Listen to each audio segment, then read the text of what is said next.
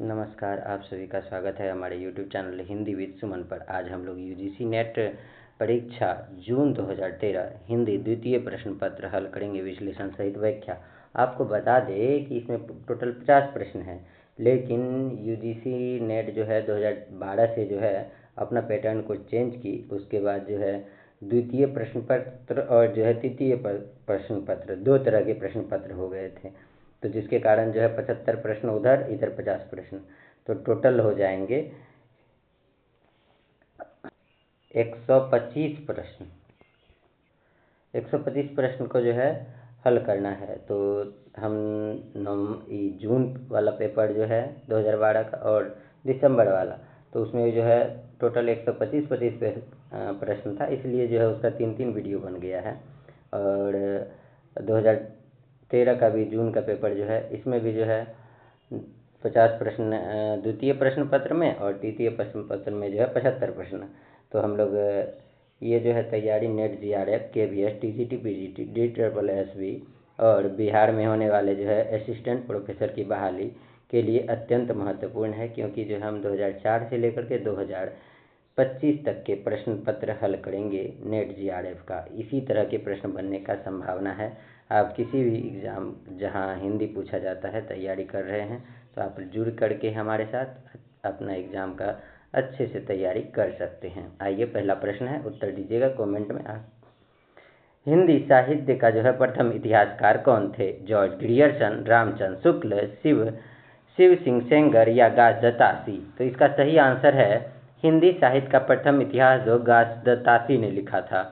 तो हिंदी साहित्य का प्रथम इतिहास जो है फ्रेंच विद्वान घासदासी हैं। इन्होंने जो है फ्रेंच भाषा में जो है इत्वार द ला लित्वेतर हिंदुस्तानी नामक जो है इतिहास ग्रंथ लिखा, जिसका प्रथम में भाग जो है 1939 ईस्वी में तथा द्वितीय भाग प्रथम भाग 1839, द्वितीय भाग जो 1847 ईस्वी में प्रकाशित हुआ और दूसरा संस्करण जो है 1871 ईस्वी में। इसका 2 संस्करण निकला था। प्रथम संस्करण का जो है 1839 और 2 भाग था और 1847, लेकिन द्वितीय संस्करण का 1870, 70 और जो है 70, 71 था। ठीक है, उसका 3 भाग था। तो इसमें जो है कवियों का जो है विवरण क्रमानुसार इस प्रकार दिया गया है ना। आइए अगला प्रश्न का उत्तर दीजिएगा कमेंट में। कुमारपाल प्रतिबोध के जो है रचनाकार कौन है? हेमचंद, सारंगधर, सोमप्रभा सूरी, विद्याधर? तो आपका सही आंसर हो जाएगा जी, बिल्कुल सोमप्रभा सूरी हैं कुमारपाल प्रतिबोध। कमेंट में आंसर देते रहिएगा ताकि जो है फिर याद बना रहे। कुमारपाल प्रतिबोध जो है 1184 ईस्वी का है। सोमप्रभा सूरी की रचना है। इसे गद्य और पद, देखिए याद रखिए, गद्य और पद सम्मिश्रित संस्कृत प्राकृतिक काव्य है। ये कुमारपाल जो है चरित नामक प्राकृतिक काव्य हेमचंद का है। किसका है? हेमचंद की रचना है कुमारपाल चरित्र। आइए अगला प्रश्न का उत्तर दीजिएगा कमेंट में। इसमें से कौन सी जो है नागरी प्रचारणी सभा के संस्थापकों में नहीं है? ये क्वेश्चन अक्सर सभी एग्जाम में पूछे जाते हैं। बीपीएससी में भी पूछा था, अभी हाल फिलहाल यूपी में भी एग्जाम हुआ, वहाँ भी पूछा गया। मध्य प्रदेश में जो है सेट का एग्जाम, वहाँ भी पूछा गया। तो इस नागरी प्रचारणी सभा के जो संस्थापक सदस्य में कौन नहीं है? राम नारायण मिश्र, श्याम सुंदर दास, रामचंद्र शुक्ल और ठाकुर शिव कुमार सिंह। तो आपको पता ही है, तो इसका सही आंसर क्या हो जाएगा? सी नंबर, रामचंद्र शुक्ल नहीं है। राम नारायण मिश्र, श्याम सुंदर दास और ठाकुर शिव कुमार सिंह है। व्याख्या नागरी प्रचारणी सभा के स्थापना 1893 ईस्वी में किया गया था। इसके संस्थापक सदस्यों के मुख्यतः जो 3 राम नारायण मिश्र, श्याम सुंदर दास तथा जो है ठाकुर शिव कुमार सिंह थे और रामचंद्र शुक्ल इसमें जो है सम्मिलित नहीं थे। अगला प्रश्न है, इसमें से जो है कौन वैष्णव भक्ति के आचार्य नहीं हैं? शंकराचार्य, रामानुजाचार्य, वल्लभाचार्य, माधवाचार्य। बिल्कुल सही आपका आंसर है, जो कमेंट में बता रहे हैं ए नंबर शंकराचार्य। शंकराचार्य जो है वैष्णव भक्ति के आचार्य नहीं है। शंकराचार्य जो है वैष्णव भक्ति के आचार्य नहीं है, तो फिर किस भक्ति के आचार्य हैं? ये जो है ज्ञान और जो है भक्ति का जो है निर्गुण्य और सगुण्य के जो है विरोध करते हुए निर्गुण्य ब्रह्म से ही ज्ञान का जो है संबंध किया। उन्होंने जो है अद्वैतवाद सिद्धांत का जो प्रवर्तन किया था, अद्वैतवाद सिद्धांत का प्रवर्तन किया था। स्मार्त संप्रदाय के स्थापना की तथा इसी में जो है पंचदेवोपासना की व्यवस्था की थी। इसमें क्या किया था? स्मार्त संप्रदाय की स्थापना किया था। याद रखिएगा, कौन? शंकराचार्य। और जो है इसी में जो है ना इसी में पंचदेवोपासना की व्यवस्था की थी। ये प्रश्न बना है, पंचदेवोपासना की व्यवस्था जो है शंकराचार्य ने कहाँ किया था? स्मार्त संप्रदाय की स्थापना किया था तथा इसी में जो है पंचदेवोपासना का जो है व्यवस्था किया था। रामानुजाचार्य जो है वैष्णव भक्ति के आद्य आचार्य माने जाते हैं।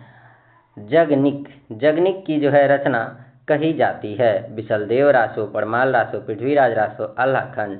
तो आपको पता ही है जगनिक जो है क्या हो जाता है? आल्हाखंड।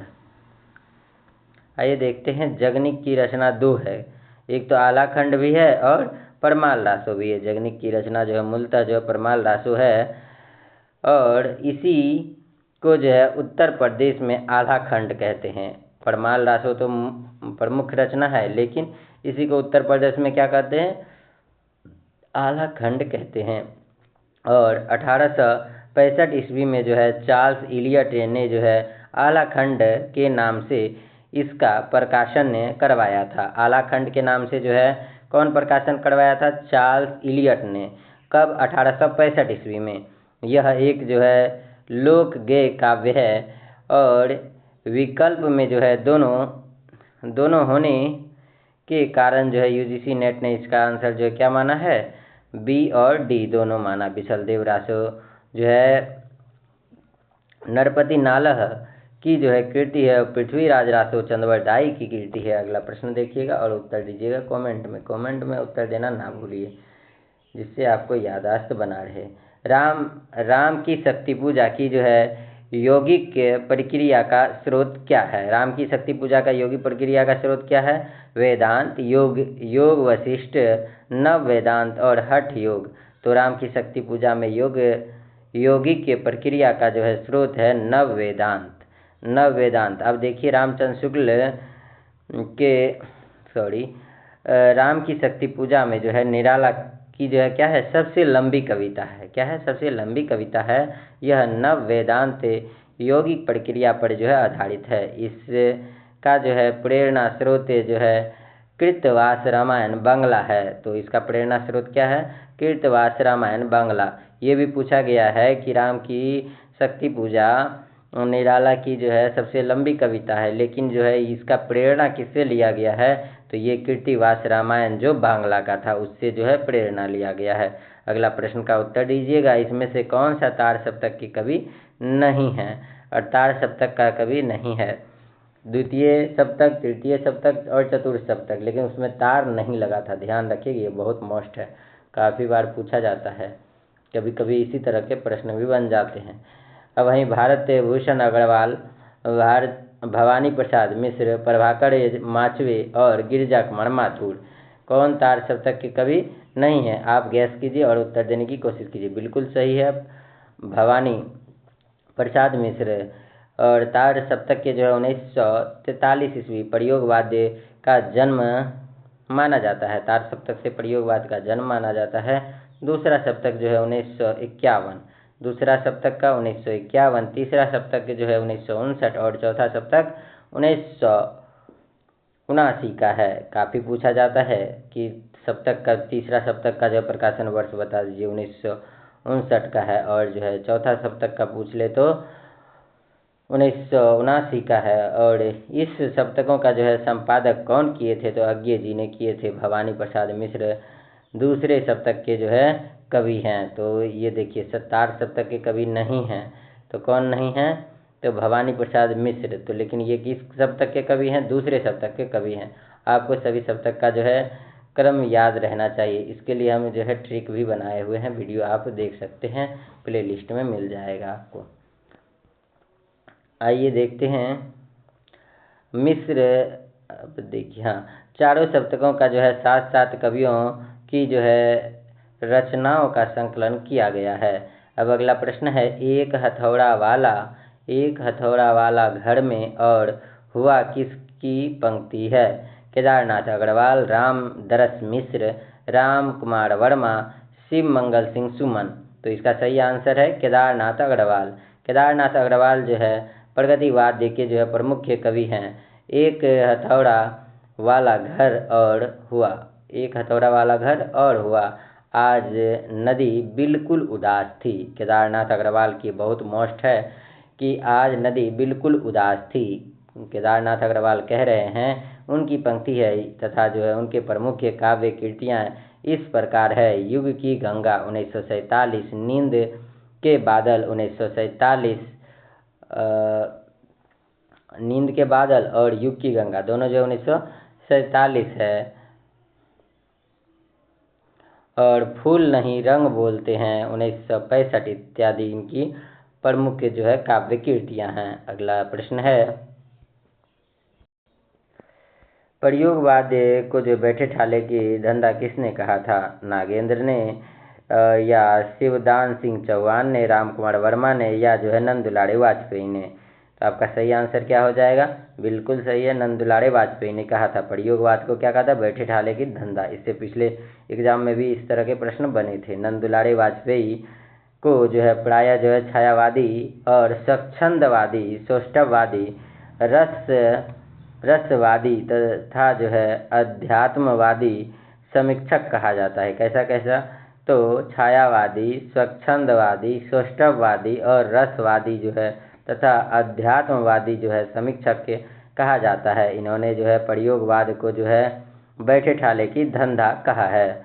अगला प्रश्न देखिएगा, निम्नलिखित पथ अग्निपथ के जो है पार चंदन चांदनी का देश किसकी पंक्ति है? अग्निपथ के पार चंदन चांदनी का देश। तो हरिवंश राय बच्चन, महादेवी वर्मा, राम नरेश त्रिपाठी और जो है नरेंद्र शर्मा। बिल्कुल सही आंसर हो जाएगा इसका, महादेवी वर्मा का है। व्याख्या, अग्निपथ जो है चांदनी का देश, अग्निपथ ... चांदनी का देश आधुनिक के काल की मीरा महादेवी वर्मा की पंक्ति है। अग्निपथ किसकी है? महादेवी वर्मा की। इसकी जो है प्रमुख रचनाएं हैं, निहार 1930 की, रश्मि 1932। निहारे थे 30 में, रश्मि को 32 की साल की थी, और जो है निर्जा 35 का था, जो संध्या गीत गा रहा था 36 में। निर्जा 35 का था, संध्या गीत 36 की, यामा 40 और जो है दीपशिखा जो है 42 और सप्तपर्णा 60। सप्तपर्णा है 60 का है। तो आइए एक बार फिर से देखते हैं महादेवी वर्मा की प्रमुख जो है रचना। निहार 1930 की है, और जो है रश्मि जो है 1932 से, निर्जा 1935 से, और जो सांध्य गीत 1936, यामा 1940, दीपशिखा 1942, सप्तपर्णा 1960 का है। आइए अगले प्रश्न का उत्तर दीजिएगा। आनंद कादम्बनी के जो है संपादक कौन हैं? बाबू महादेव सेठ, या चंदर शर्मा गुलेरी, बद्री नारायण चौधरी प्रेमघन, या अंबिका प्रसाद व्यास?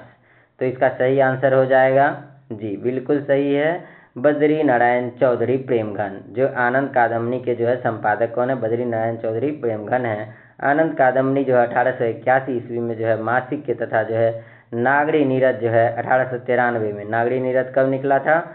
1893 में। ये साप्ताहिक के मिर्जापुर से प्रकाशित होने वाली जो है पत्रिकाएं थी। मिर्जापुर से प्रकाशित होने वाली पत्रिकाएं नागरी नीरद थी।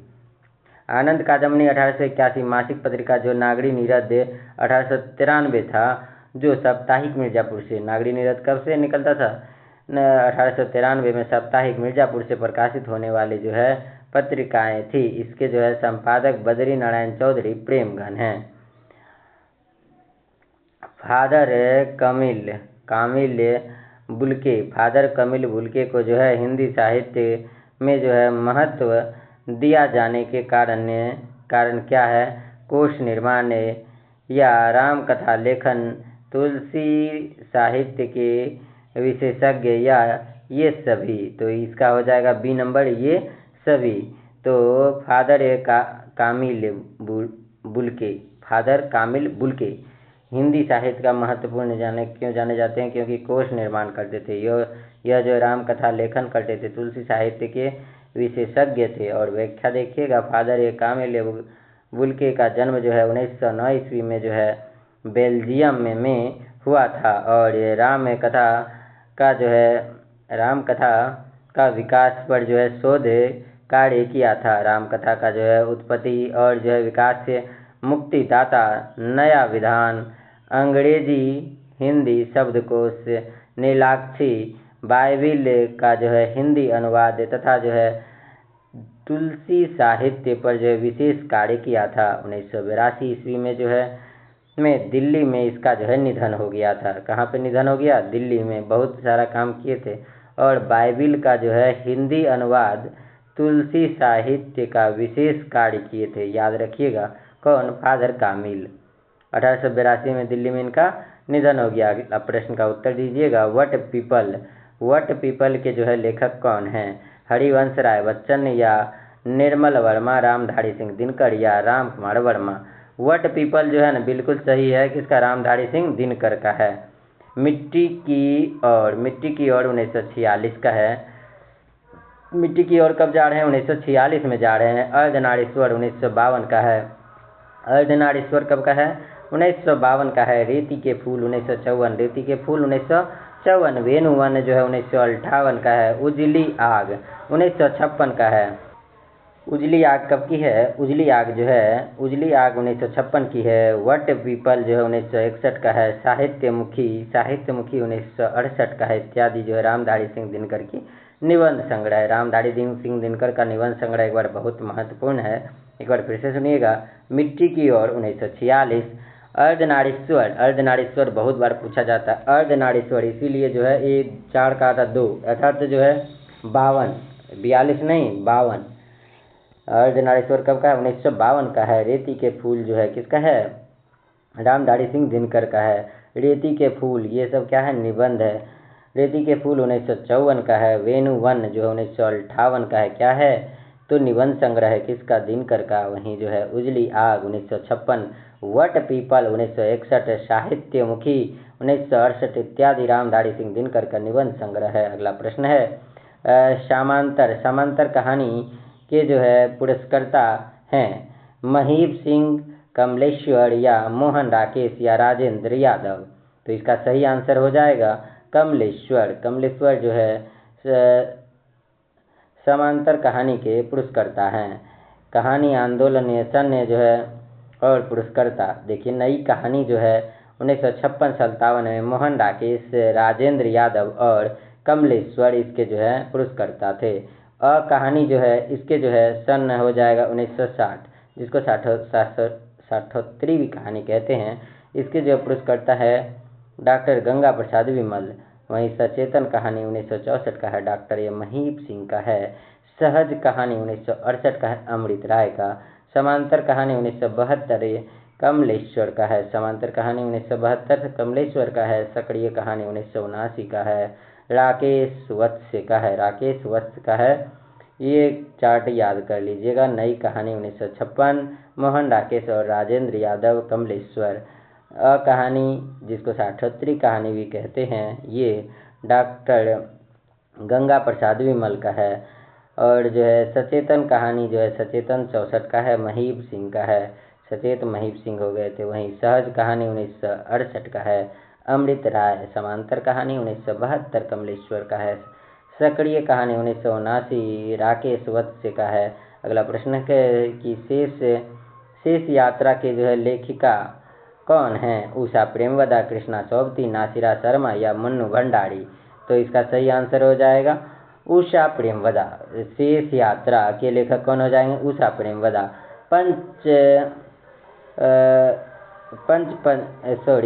55 खंबे लाल दीवारें, तो 1961 का है 55 खंबे लाल दीवारें जो है। देखिए 55 खंबे लाल दीवारें 1961 का है। रुकोगी नहीं राधिका ये जो है 1967 का है। शेष यात्रा 1984 का है।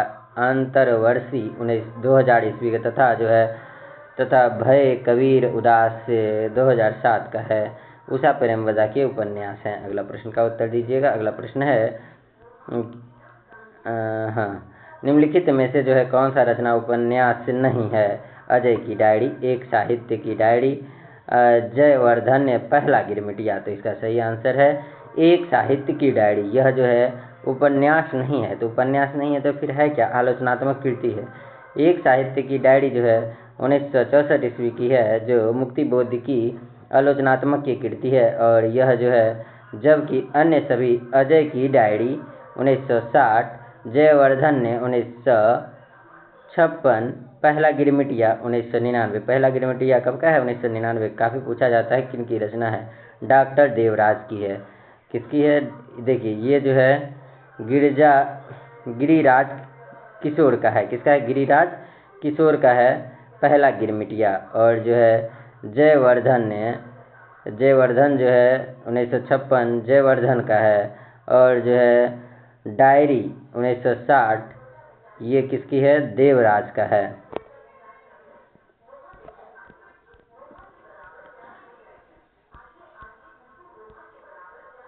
अरे कहाँ चले गया?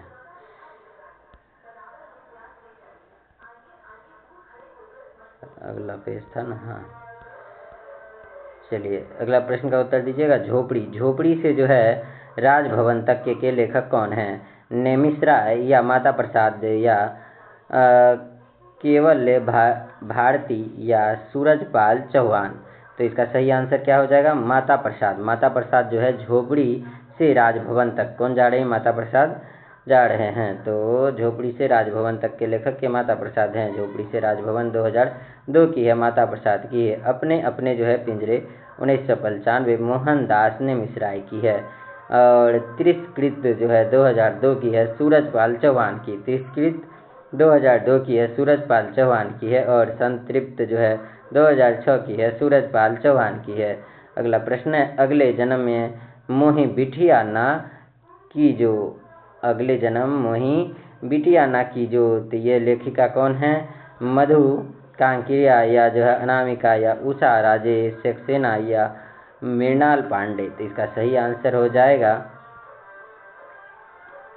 इसका सही आंसर इसमें स्टार लगा हुआ है। देखते हैं अगले जन्म में मोही बिटिया ना की जो, ये उर्दू साहित्य के जो है कुतुल्लुन ए हैदर की रचना है। ये इसमें विकल्प में नहीं था, इसीलिए ये फॉल्स हो गया क्वेश्चन। वहीं जो है रास्तों पर जो है भटकते हुए 2000 ईस्वी की है, मृणाल पांडे का उपन्यास है। अवान्तर तथा अनामिका का उपन्यास है। अवान्तर कथा जो है किसका है? अनामिका का उपन्यास है। इंद्रधनुष जो है की तलाश में उषा राजे की सक्सेना की है। अगला प्रश्न है गोबर गणेश के उपन्यास के जो है लेखक कौन हैं? रमेश शुक्ल। देखिए गोबर गणेश की इसकी रचना हो जाएगी रमेश चंद्र शाह की है। आइए व्याख्या देखते हैं। गोबर गणेश जो है 1978 का है। और किस्सा गुलाम जो है 1986 का है। पूर्वापर 1990 का है। आखिरी दिन 1992 का है। पुनर्वास 1995 का है। ये उपन्यास जो है रमेश चंद्र शाह का है। अगला देखिएगा आत्माराम की टेटे निबंध में जो है आत्माराम के प्रतीक हैं गोविंद नारायण मिश्र, गोपाल राम गमड़ी या महावीर प्रसाद द्विवेदी या बाल मुकुंद गुप्त। आत्माराम की टेटे बिल्कुल सही हो जाएगा। बाल मुकुंद गुप्त के जो है ये निबंध आत्माराम के जो है प्रतीक है। आइए देखिए व्याख्या देखते हैं। महावीर प्रसाद द्विवेदी जो है ने भाषा और व्याकरण लेख में जो है अनिस्थिरता शब्द को लेकर बाल मुकुंद गुप्त ने एक व्यंग लेख लिखा है था, जिसके प्रति उत्तर में महावीर प्रसाद ने सरगो नरक ठिकाना नहीं नामक लेख कुल्लू अलहाइत के नाम से लिखा था। बाद में गोविंद नारायण मिश्र ने महावीर प्रसाद द्विवेदी का पक्ष लेते हुए आत्माराम का टेटे लिखा था। याद रखिएगा।